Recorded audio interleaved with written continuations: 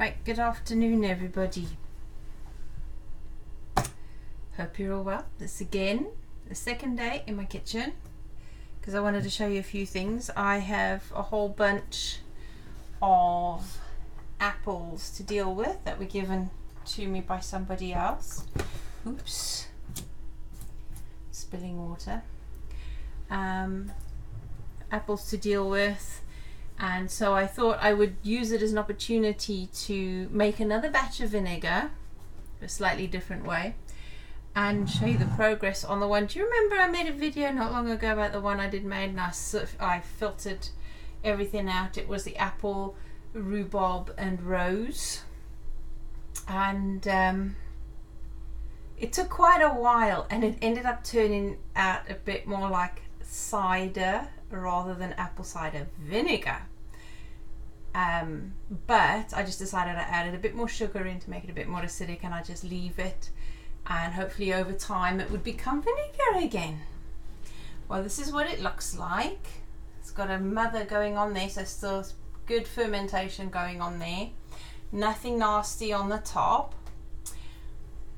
But one thing I forgot to do, I stuck it there by the kettle, and I forgot about it. It's still fermenting. And what happens if you forget about your ferments? Just watch. Ooh! Bubble. Alright. When I first did that yesterday, I'm nasty surprised. It was so fizzy, so fast, that I had to close it very quickly, and I had to do that about 5 or 6 times because the foam just went like that within not even a second. As you can see, it's fizzing up all the mother in the bottle there. It's still fizzing. Okay, so it's not fizzing as much as it did yesterday, and I think it's because I didn't burp the ferment. Look at that. Can you see all those bubbles? Oh my goodness. So I needed to let the gas come out, and I forgot. It smells good. It smells really nice. Slightly yeasty, but I'll just let it carry on. I'll leave it open now because the bubbles are now, oh my gosh, look at that. Okay, so I'll just leave that open for a little bit, and when I'm done I'll just, no, that doesn't close enough. It won't stop bugs getting in there. So I'll cover it with cloth again and just let the gas escape, and I'll leave it. And as that happens, when it stops fizzing eventually, then I know the fermentation is done and we should have vinegar. But that's just fascinating. I just love seeing that something I made out of some basic ingredients has just become that, and it's fizzing. It's having something happen, and it's not bad actually. So I shall leave that off now. I'll cover it with cloth and allow the gases to escape and it finish fermenting. So that one took a very long time. That's now, when did I do that? Was it June? We should have had vinegar by now. So anyway, I've got my preserving pan ready, because obviously not all of the ingredients are going to go in the jars. I eventually found, I couldn't afford the Kilner screw top jars. I couldn't find the wide-necked jars, but I found these ball jars with the screw tops, with the separate ones, because that's what I wanted for the, because I tried fermenting before. I don't know, I did do a video, but oh, listen to that. I did do a video before about some vegetable fermenting, and I tried lots of different ways of doing it without having to spend the money on the other equipment, because I didn't have it. And I just decided after a while it didn't quite work out the way I wanted it to, so I decided to fork out on the bits that I needed. And I did eventually, because kitchens in Cardiff is really bad. It's half the shop is not in use anymore, and they have hardly anything in, and that's why I used to go for jars and things. I'll just get them on the internet now. But I went to Lakeland, and I usually avoid Lakeland because I find them quite expensive. However, These were really good. It was cheaper than buying them on the internet. It was cheap, certainly cheaper than Amazon. And they also had the pickle pipes that go in the top of the lids for the narrow necked jars, and they also have the weighing pucks, the glass weights, which is what I didn't have and which is what caused me the problems last time I tried ferment. So I have 4 of everything now, and I'm happy to have a go. And I'm going to start off another batch of vinegar today, because I have quite a few apples, and I'm going to do slightly different to last time. But basically what I'll do is I'll leave the lid out, and this will go on instead of the inside of the lid, and that will help gases to escape but keep bugs from going inside, because it needs, as it's fermenting, obviously we need to let the gas out. So yeah, so that's ready to go. So without further ado, I'll chop up some apples quick to stick in there. And now the best of the apples, because obviously the person we got them from doesn't use pesticides, as is evident by the codling moth little caterpillar there. So the best of the apples I have put in a water vinegar bath just to clean them off. And because I'm making vinegar, I don't have to chuck anything away. I can use the core, the pips, the peel, the stalk, the lot. See, very nice apple. So I'll just, whoo, okay, that one needs washing. Hang on. Stick that back in the vinegar. And I'm just sticking it in the jar. Core and everything, pips and all. Everything is going in. Okay. Now, I'm sorry, I still haven't figured out editing and cutting clips together and that. So you're just going to have to be patient with me, I'm afraid. Okay, I don't know why I did that. And of course my blackberries that I just took off the blackberry bush, they'll go in there. So I've got all the best apples out of the batch I've put in there for the vinegar. Anything that is not so perfect and a bit bruised or obvious signs of codling moth, them I've put aside. I'll just cut out all the bad bits, so I keep the good bits, and then I will stew them down and make some fruit leather or something. Any really good bits that are still nice, I might just dehydrate as dried apple slices. And that's almost ready there. And there's a whole bunch of different apples in here.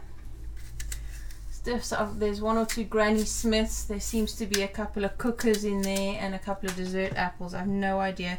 See a little bit in there.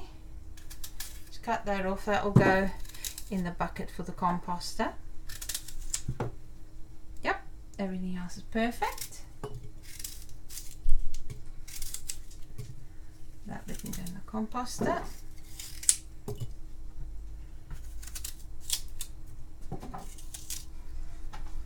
That we can go in there. It's almost done.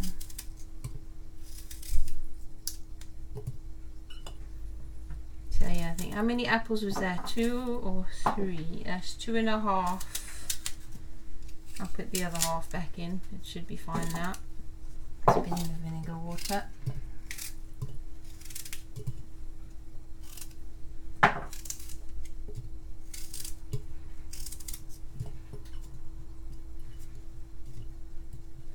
Yeah, almost there.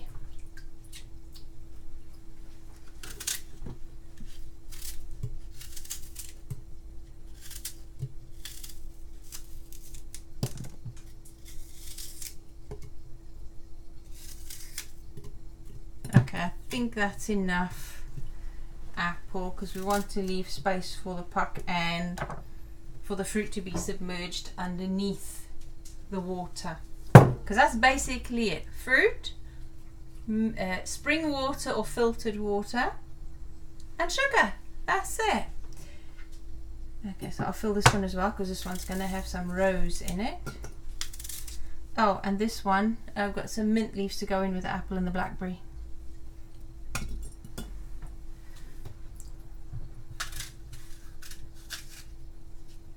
Yeah, perfect, lovely.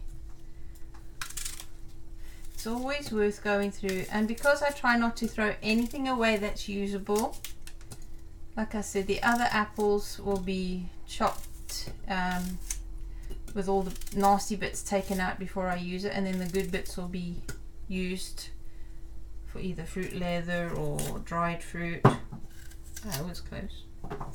And then the good ones will be used for stuff like this. You always want fruit that is not damaged or horrible for preserving, because they need to be in a good condition for you to be able to not introduce all sorts of nasties. Let's see if there's a nice perfect one.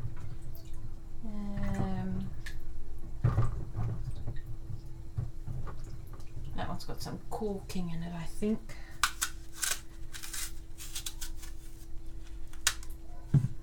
No, it's alright. So that one's going to go in there. At this stage I'm going to stop a second because I want to put in my rose petals.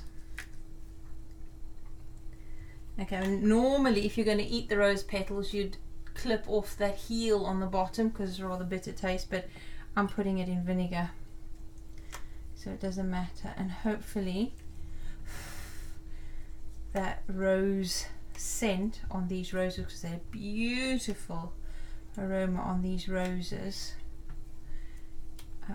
Ooh, fiddlesticks. And that will give us beautiful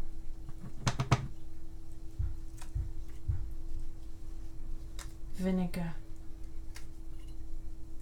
And I think with roses you'll be able to use it in salad dressings or even rinsing hair, because of course I intend to make a lot of vinegar because I will use it for not just, oh no, I want some of them out of there because I want them elsewhere as well. Not just for food but for all sorts of other things. Now for cleaning I use the cheapy white spirit vinegar, actually for food as well at the minute, but for other stuff we'll use this. And I also want to try some of Heidi from Rain Country, her recipes for extracts. So if I make my own vinegars I'll be able to use that, because obviously I don't want to use alcohol for tinctures because number one, we don't use alcohol in our family, in our home anyway, and if anything happens that, you know, financially or something like that we couldn't get hold of it, then I still want another way of being able to provide our own extracts to look after our health, so we don't need extra health care, so we don't have to. So oh, there's a bruised bit there, I don't want that one. That one's got a bit of bruise in there, so I'll leave that for the cooking. And the last of the rose petals. Oh, that looks so pretty. Look at that. Apple and roses and the beautiful rose petals. Oh, oh, if there was only smell-o-vision. Right, so apple and rose, apple, blackberry and mint. And now, okay, it looks like I've run out of sugar. I've run out of sugar for my vinegar. But anyway,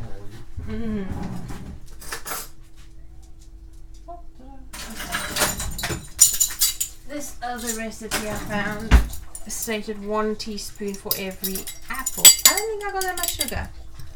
And apparently you can use raisins instead of sugar as well, but I don't have any of those. And those that we buy here in the shops have got all sorts of other stuff in for preserving that we don't want.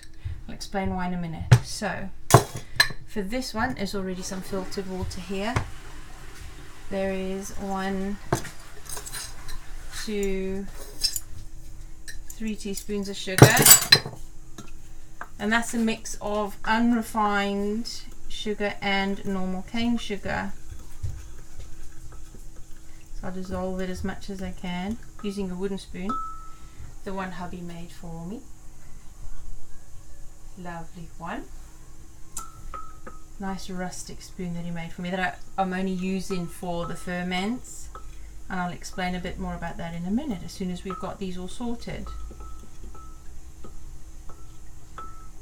Okay, so that's practically dissolved. Okay, I have normal cane sugar in there because when my son moved back in and brought some stuff from where he was, that's what he had, so I'm using it up. Okay, so I'm pouring in this filtered water with sugar to about 1 inch from the top. Okay. Okay. Wait. Oh. Just squeeze it out so you can get most of those bubbles out. Okay. Pickle pipe.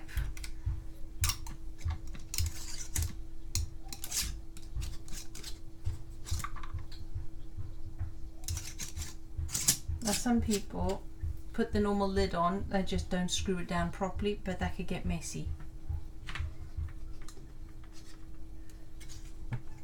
Okay, so that has actually weighted the fruit down nicely. As you can see, there's the pickle, the weight over there.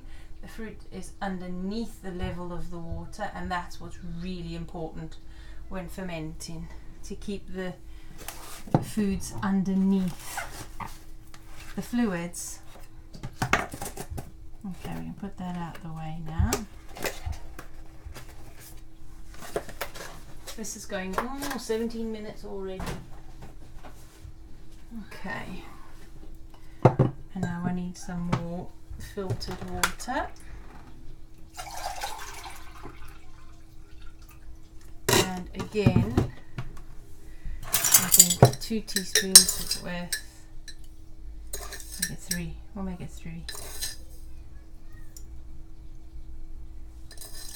No. Bit more is the I need to go and get sugar.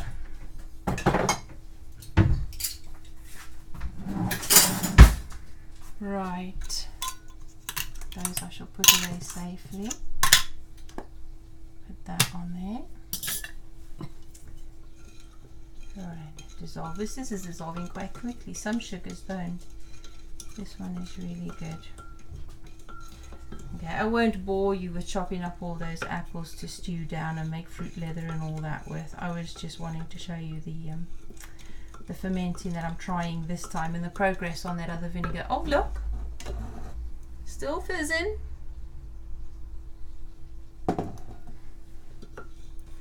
That's how it's going. She'll have to put, I've got some muslin cloths I can tie over that. Oh, I missed the string.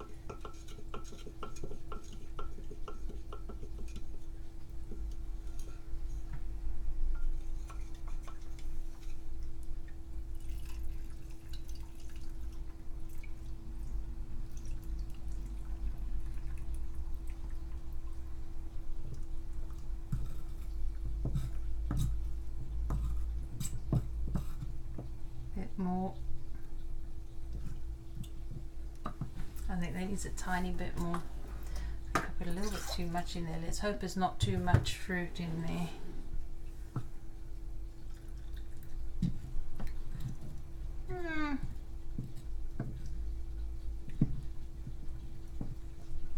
Okay, pushing it down as well is also going to help get some of the air bubbles out.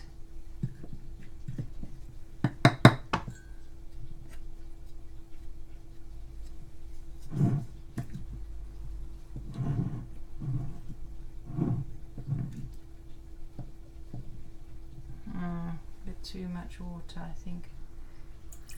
Okay, just teensy bit. That's the balance. Okay. Puck weight. Ooh, that one didn't want to go in there so easy. Are they? Oh, are they different sizes then? Oh, no, it's in. Oh, there we go. Yeah, I think that's still a little bit too much liquid. Might bubble over. Let's clean that off.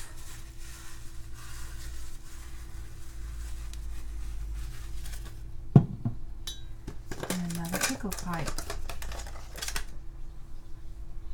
And that's a rather pretty colour. And it goes with that. Now, because this is vinegar, I haven't bothered much with sterilising anything because the vinegar will do that anyway as it develops. So there you go.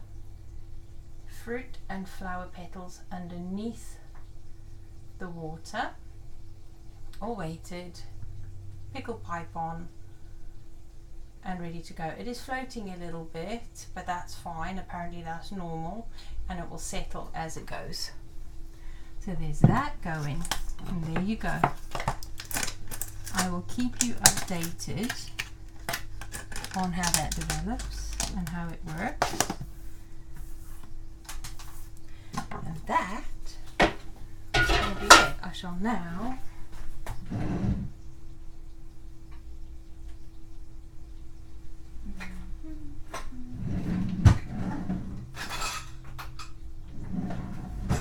I bought some for my Carter friends. These little these are 100% cotton, and I'd prefer to use muslin or cheesecloth, but that's what I got, and it was at Home Bargain, so that's what I've got and that's what I'll use. Where's my other small piece of string? Okay, I'll have to cut that. Where is my scissors? Okay, so I'll put that on there just to keep bugs from getting in but allow the gas to escape, and I shall just keep an eye on that. I'll leave that again and it'll carry on. Oh, it's still fizzing a little, so when it stops fizzing it's ready. I can close it and store it, apparently indefinitely. And there we are. That looks really pretty with the blackberries and the apples and the rose petals and the apples. They can just sit there, no special treatment, no special temperature, and it should take at least 2 weeks. We'll check on it if it needs a bit more, a bit longer, and then if it stops fizzing, by the time it stops fizzing, then again I'll put the proper lids on. No, I won't. I'll strain out the fruit and put the liquid in a sterilised bottle then, and then I can put a lid on tight. So we'll see how we go there, and that is all for today. I hope that hasn't bored you too much, but just as you know what I'm up to, I'm still winging it, I'm trying out new experiments. So I shall see you in the garden next time. Have a lovely day, everyone. Bye bye.